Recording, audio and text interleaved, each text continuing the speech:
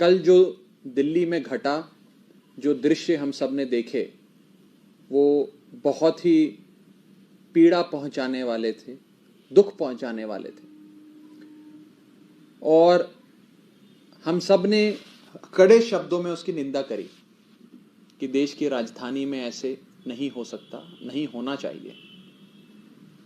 और कल के बाद जो चीजें सामने आई हैं, जो एविडेंस सामने आया है, जो पुख्ता सबूत जनता के सामने आए हैं, पब्लिक डोमेन में आए हैं, वो कहीं ना कहीं इस तरफ इशारा कर रहे हैं कि केंद्र सरकार यानी कि बीजेपी की सरकार की एजेंसियां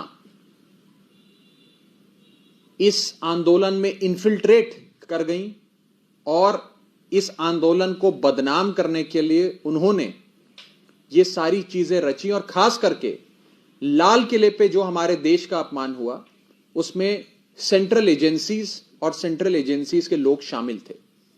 मैं एक एक करके एविडेंस के माध्यम से, सबूत दिखाते हुए,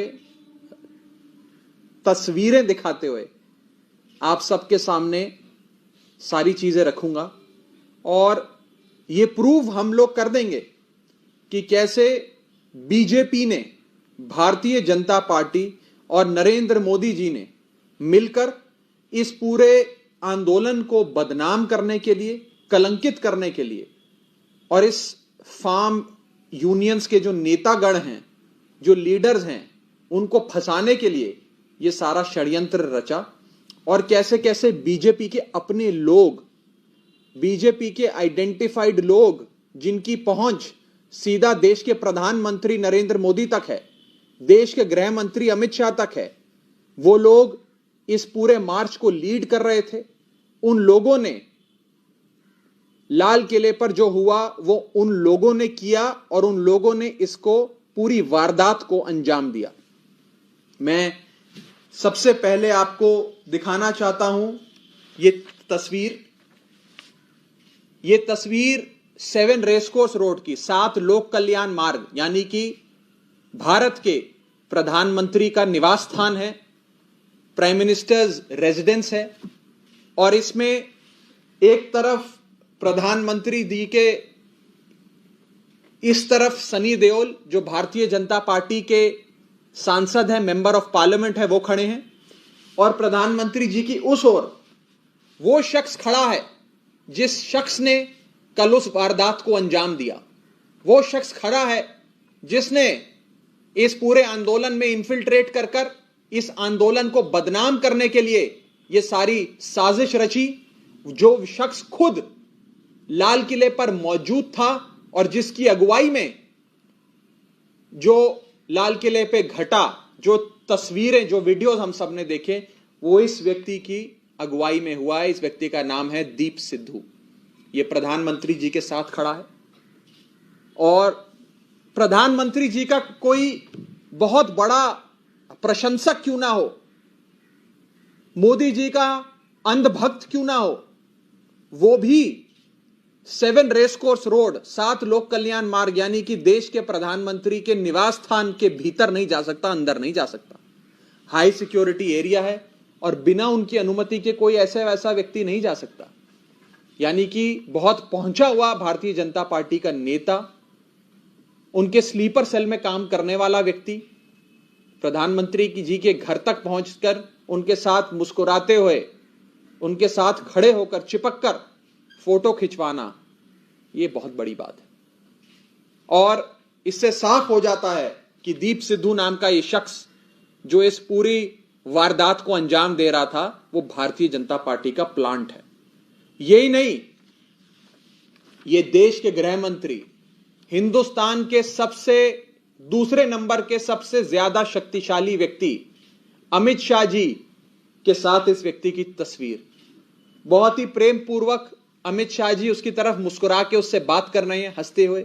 वो व्यक्ति मुस्कुराकर बहुत ही प्यार वाले माहौल में उनके साथ चर्चा करता हुआ नजर आ रहा है।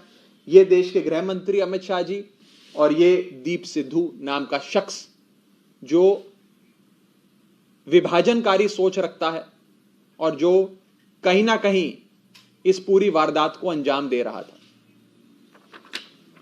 हमने कड़े शब्दों में कल जो हुआ उसकी निंदा करी, और हमने आम आदमी पार्टी ने, अरविंद केजरीवाल जी की पार्टी ने ये कहा कि जो हुआ उसकी हम निंदा भी करते हैं, और इसके लिए भारतीय जनता पार्टी की केंद्र में बैठी नरेंद्र मोदी की सरकार जिम्मेदार है, क्योंकि उन्होंने स्थिति को इतना खराब होने दिया।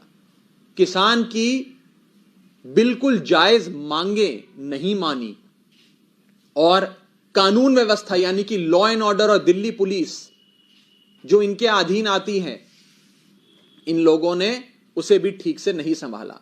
लेकिन आज ये नजर आया, ये सामने आया कि भाजपा के एजेंट, केंद्र सरकार, मोदी की सरकार की सेंट्रल एजेंसियों के एजेंट, स्लीपर सेल में जो काम करते हैं भाजपा के, वो इस आंदोलन में इन्फिल्ट्रेट कर चुके थे, घुस चुके थे, और उन लोगों ने इस पूरी वारदात को अंजाम दिया है। ये लोग हैं जो इस आंदोलन को खत्म करने के लिए, बर्बाद करने के लिए पूरी तरीके से मास्टरमाइंड भी हैं और किंग पिन भी हैं। मैं ये कहना चाहता हूं कि आज भाजपा और नरेंद्र मोदी की सरकार ये कोशिश कर रही है कि मुद्दा भटक जाए। किसानों की जायज मांगें, किसानों की जो एक जायज मांग है कि इन 3 काले कानूनों को रद्द किया जाए, रिपील किया जाए, उस पे तो अब बात ही ना हो, उस पे तो कोई चर्चा ही ना करे, और सारी बात घूम के अब इस विषय पर आ जाए जो कल हुआ। और इसी श्रृंखला में हमने देखा कि दिल्ली पुलिस ने किसान नेता जो ना यहां मौजूद थे और जो ना इस हुड़कंप और जो ये वायलेंस हुआ, वैंडलिज्म हुआ, उसमें इन्वॉल्व थे, कहीं दूर दूर तक नजर नहीं आए, उनके खिलाफ मुकदमे दर्ज कर दिए। और अभी तक वो लोग जिन्होंने देश का अपमान किया, भारत माता का अपमान किया, उनके खिलाफ कोई एक्शन नहीं लिया गया। मैं पूछना चाहता हूं कि अभी तक इस शख्स को भाजपा की एजेंसियों ने गिरफ्तार क्यों नहीं किया? अभी तक इस शख्स को भाजपा ने क्यों प्रोटेक्शन, क्यों संरक्षण दिया हुआ है? यह बात हम सब भारतीय जनता पार्टी से पूछना चाहते हैं। पंजाब का एक एक बच्चा जानता है कि भारतीय जनता पार्टी की एजेंसियां मिलकर इस आंदोलन को बर्बाद करने के लिए, इस आंदोलन को खत्म करने के लिए काम कर रही हैं। और इस आंदोलन की सबसे बड़ी शक्ति यह थी कि वो शांतिपूर्ण है, अहिंसक है, नॉन वायलेंट है। उनकी वही सबसे बड़ी शक्ति उनसे छीनने की कोशिश भाजपा और भारतीय जनता पार्टी के स्लीपर सेल के एजेंट कर रहे हैं। इसी के साथ साथ कांग्रेस पार्टी और उनके मुख्यमंत्री, और मैं कहूं भारतीय जनता पार्टी के पंजाब में सबसे बड़े agent captain Amarinder Singh, Bharatiya Janata party को बचाने के लिए आम आदमी पार्टी पर अनर्गल आरोप, झूठे आरोप लगा रहे हैं। किसी एक शख्स की फोटो दिखाकर दिल्ली में भारतीय जनता पार्टी के प्रदेश अध्यक्ष यानी कि आदेश गुप्ता जी, और पंजाब में भारतीय जनता पार्टी के मुख्यमंत्री कैप्टन अमरिंदर, भारतीय जनता पार्टी के मुख्यमंत्री, कांग्रेस के नहीं, भारतीय जनता पार्टी के मुख्यमंत्री कैप्टन अमरिंदर एक दूसरे से नोट्स एक्सचेंज करते हुए आम आदमी पार्टी पर आरोप लगा रहे हैं कि आम आदमी पार्टी के लोग इस वारदात में मौजूद थे और आम आदमी पार्टी के लोगों ने लाल किले पर जो हुआ उसे अंजाम दिया। और एक शख्स का नाम लेके उसकी फोटो वायरल करने की कोशिश भाजपा के मुख्यमंत्री कैप्टन अमरिंदर, बीजेपी के एजेंट कैप्टन अमरिंदर कर रहे हैं, और दिल्ली में भाजपा के प्रदेश अध्यक्ष कर रहे हैं। मैं आज पूरी जिम्मेदारी से आपको कहना चाहता हूं कि जिस शख्स की वो फोटो दिखा रहे हैं, जिसका नाम अमरीक सिंह बताया जा रहा है, उस व्यक्ति का आम आदमी पार्टी से कुछ लेना देना नहीं है। उस व्यक्ति का आम आदमी पार्टी से कोई रिश्ता नहीं है। वो ना ही हमारा सदस्य है और ना ही हमारा पदाधिकारी है। और मैं आपके सामने आज और सबूत रखने जा रहा हूं जिससे यह साबित हो जाता है कि वो आदमी आम आदमी पार्टी का तो नहीं है, लेकिन बीजेपी का ऑफिस बेरर है, अकाली दल का एक बड़ा नेता है और यहां तक कि पंजाब से अकाली दल और भाजपा के गठबंधन पे लड़ी गई सीट जिसके प्रत्याशी सनी देओल थे लोकसभा में, उस कैंपेन में सनी देओल भाजपा के प्रत्याशी का वो राइट हैंड मैन था उनके चुनाव प्रचार में। और उसकी पूरी फोटोज मैं आपको दिखाने जा रहा हूं। ये रहा वो शख्स अमरीक सिंह जो सनी देओल साहब के साथ नजर आ रहा है। ये जिस शख्स की वो नाम ले रहे हैं और ये भाजपा के नेता सनी देओल। मैं आगे चलता हूं, एक एक करके कई सारी तस्वीरें आज आपके सामने रखूंगा क्योंकि आरोप बड़ा बड़ा है।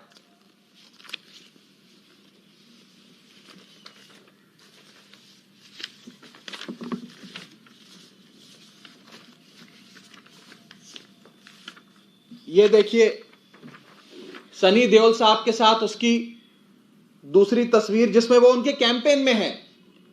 सनी देओल का कटआउट, परवेश वर्मा का कटआउट लेकर ये उनके लिए चुनाव प्रचार में वोट मांग रहा है। अब वोट तो वही आदमी मांगता है जो उनका नेता हो, उनका पदाधिकारी हो, उनका कार्यकर्ता हो। ये सनी देओल भाजपा के नेता, परवेश वर्मा भाजपा के नेता, दोनों लोकसभा के भाजपा के सांसद उनके साथ रोड शो कर रहा है, पदयात्रा कर रहा है, उनके लिए वोट मांग रहा है। ये कोई छोटी बात नहीं है साथियों। ये शायद अगर कांग्रेस पार्टी और बीजेपी आरोप ना लगाते तो हमें पता भी ना लगता, हम भी ये रिसर्च नहीं कर पाते। वो तो जब हमने थोड़ी तफ्तीश करी तो पता लगा कि आदमी असल में भाजपा का और अकाली दल का आदमी है जिसने दीप सिद्धू के साथ मिलकर इस काम को अंजाम दिया। मैं और तस्वीरें दिखाता हूं। हरसिमरत कौर बादल जी अकाली दल की बहुत बड़ी नेता, केंद्र में नरेंद्र मोदी की सरकार में वजीर रही, उनके साथ यह आदमी खड़ा है। चुनाव प्रचार की यह फोटो है। चुनाव प्रचार चल रहा है अकाली दल के साथ, वो चुनाव में अकाली दल के लिए वोट मांग रहा है। भारतीय जनता पार्टी के दिग्गज नेता नितिन गडकरी साहब के साथ यह व्यक्ति अमरीक सिंह खड़ा है जिसने कल लाल किले पे हुड़कंप मचाया। आप देख सकते हैं,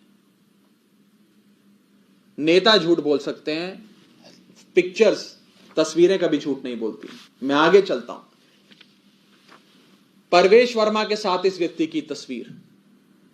परवेश वर्मा साहब के चुनाव प्रचार में यह आदमी भाजपा का झंडा लेकर घर घर जाकर इसने वोट मांगा बीजेपी के लिए, जिसको आज आम आदमी पार्टी से जोड़ा जा रहा है।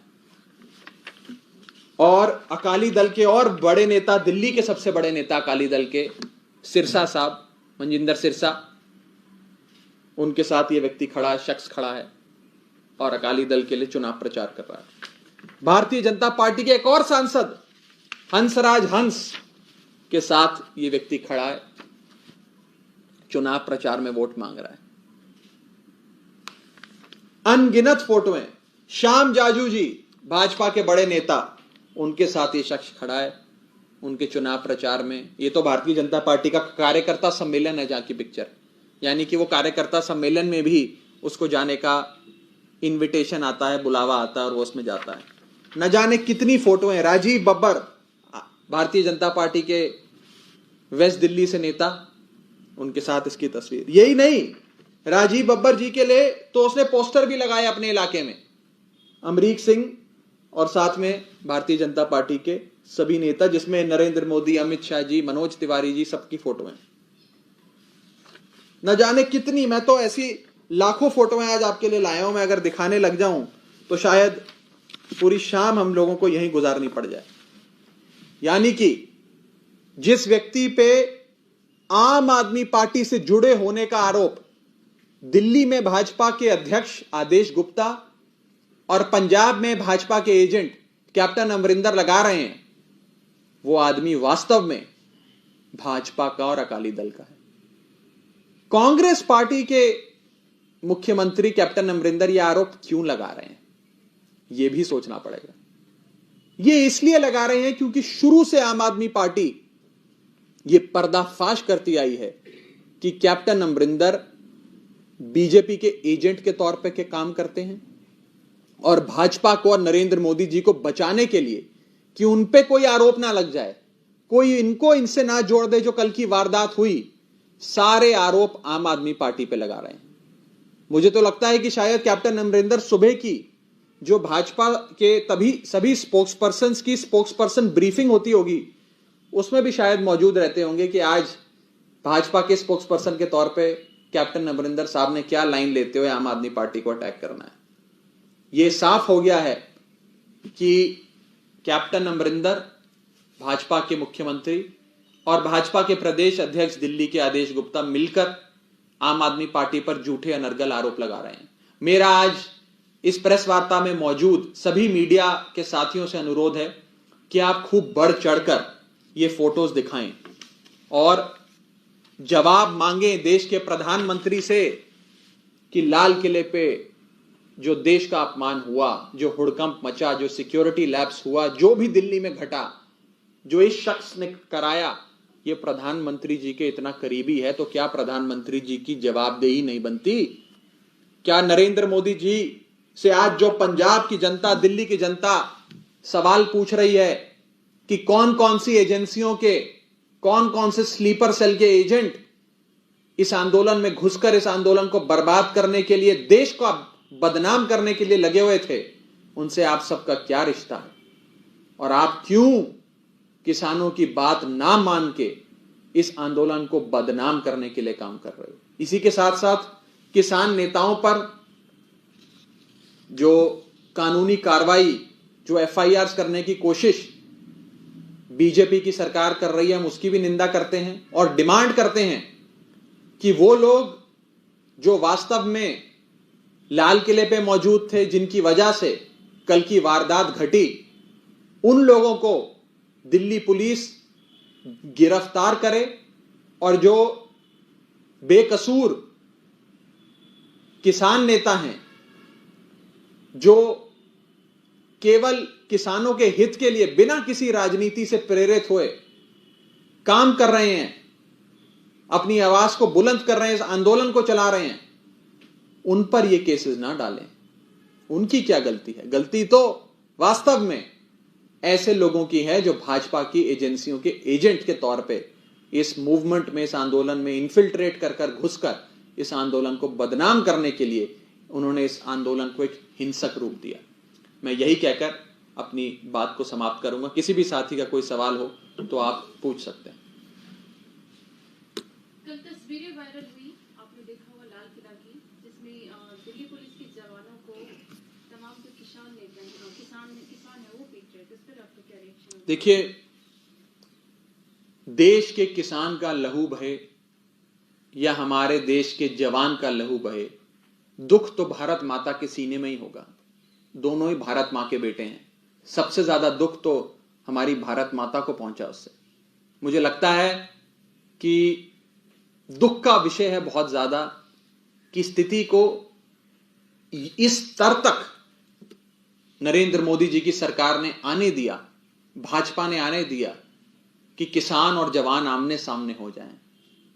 मैं हिंसा की कड़ी निंदा करता हूं, मार पिटाई की निंदा करता हूं। जिसका भी लहू बहा नहीं बहना चाहिए, चाहे वो हमारे वीर जवान हो या हमारे वीर किसान हो।